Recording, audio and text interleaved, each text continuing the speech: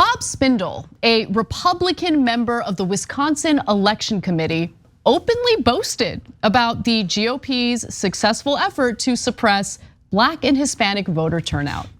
I'm not kidding. He very transparently bragged about it. Let me tell you how. Now, he's the chairman of the 4th Congressional District GOP and a member of the Wisconsin Elections Committee. And he wrote an email to thousands of Republicans. Literally thousands of people received this email where he said this: in the city of Milwaukee, with the 4th Congressional District Republican Party working very closely with the RPW, RNC, Republican Assembly, and Senate campaign committees, statewide campaigns, and RPMC in the Black and Hispanic areas, we can be especially proud of the city of Milwaukee, 80.2% Democratic vote, casting 37,000 less votes than cast in the 2018 election, with the major reduction happening in the overwhelming Black and Hispanic areas. I mean, just brazen, super transparent. He's like, yeah, I think we can be real proud that we suppressed the vote of these specific voters. Yeah. I love it because normally, like when you'd have a story like this with the intro that you gave, or like the lower third down there, caught gloating, it's click. No, it's that. What she just read is not the worst part of this, by the way. No, it's not like, hey, we did better than we did last time. And if you connect the dots, he was talking about an area that demographically is majority Black, and so we can ipso facto, he was happy. No, it's none of that. It's they voted less, and like, thank God it was in Black and Hispanic areas. Areas so Black and Hispanic, I'm overwhelmed by it. Like, I love that. And again, this is not the best part, because someone didn't get the memo that, no, dude, this is about election integrity, it's about security. No. And so he goes more in detail. Yeah, no, the email continues. This great and important decrease in Democrat votes in the city was due to a well thought out, multifaceted plan. And then Spindell bragged about what the plan was.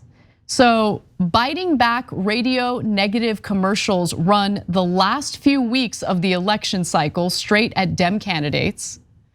A substantial and very effective Republican coordinated election integrity program resulting with lots of Republican paid election judges and trained observers and extremely significant continued court litigation.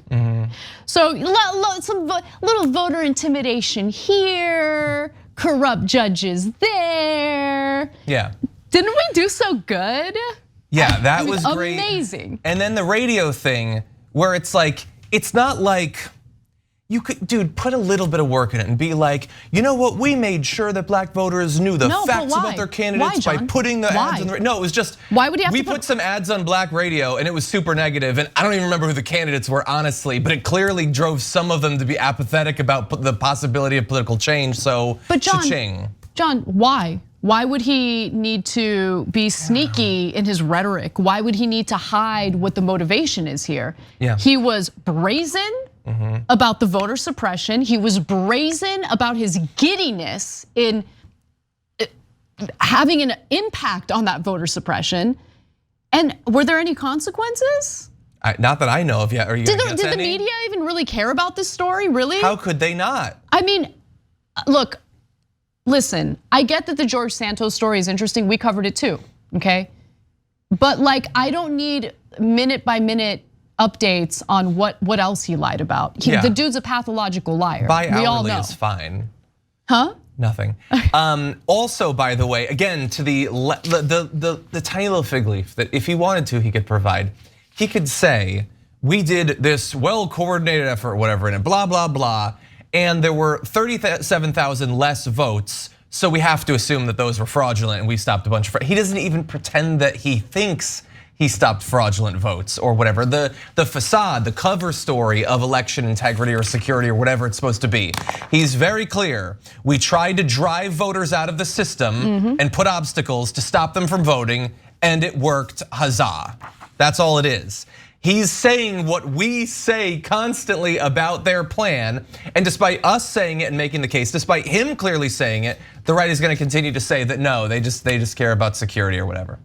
Now, Spindell is already, he was already a controversial figure before he just openly and brazenly bragged about suppressing the votes from, Black and brown voters. He also pushed Trump's big lie, which shouldn't be shocking, claiming that the election was stolen from Trump, and he was even one of the 10 fake Republican electors who plotted to fraudulently hand Trump a second White House term. So that's who this guy is. But now his racist comments are also out in the open, and Wisconsin voting rights advocates want him to resign. So there are some activists on the ground in Wisconsin who want action, and they're fighting hard for action.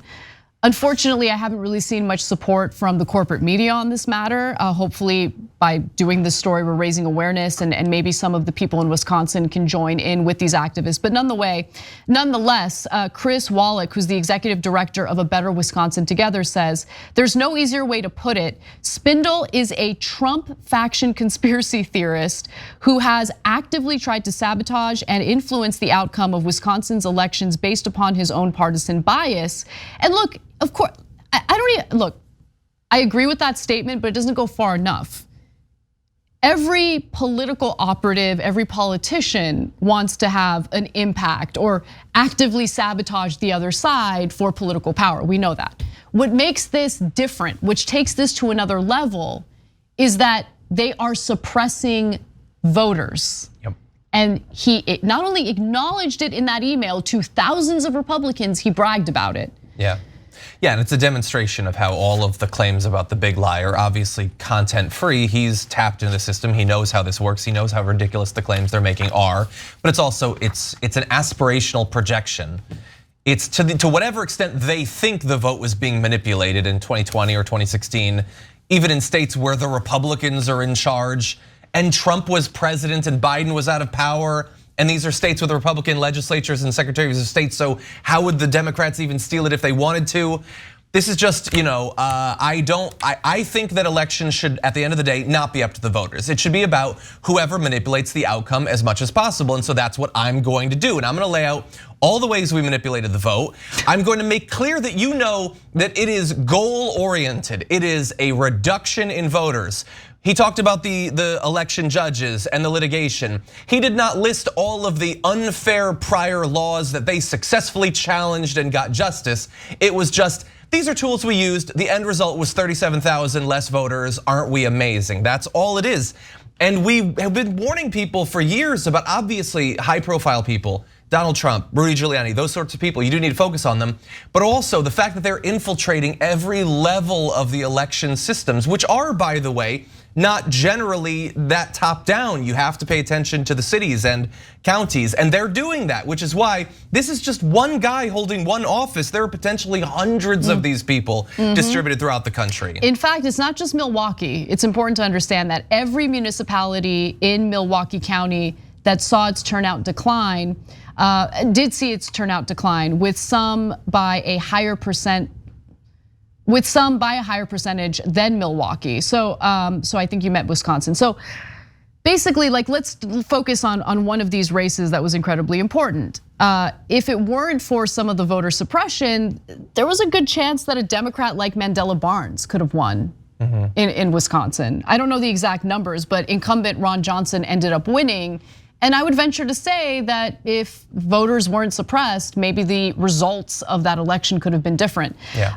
But this is not, again, this is not just a local story. This is an effort that we're seeing across the country, especially in traditionally red states that have become more and more purple in recent election cycles. I mean, we saw the voter suppression laws that were passed in states like Georgia, but it did have a counter effect in that people in Georgia were aware that these laws were meant to suppress their vote, and they got real active and turned out the vote anyway to kind of overcome some of the obstacles that were put in their way. But this is so clear and so brazen, so transparent, and anyone who claims that Republicans aren't trying to rig our democratic process to their advantage is either incredibly naive or lying on purpose. Let's just keep it real. Thanks for watching The Young Turks, really appreciate it. Another way to show support is through YouTube memberships. You'll get to interact with us more. There's live chat emojis, badges. You've got emojis of me, Anna, John, JR, so those are super fun. But you also get playback of our exclusive member-only shows and specials right after they air. So all of that, all you gotta do is click that join button right underneath the video. Thank you.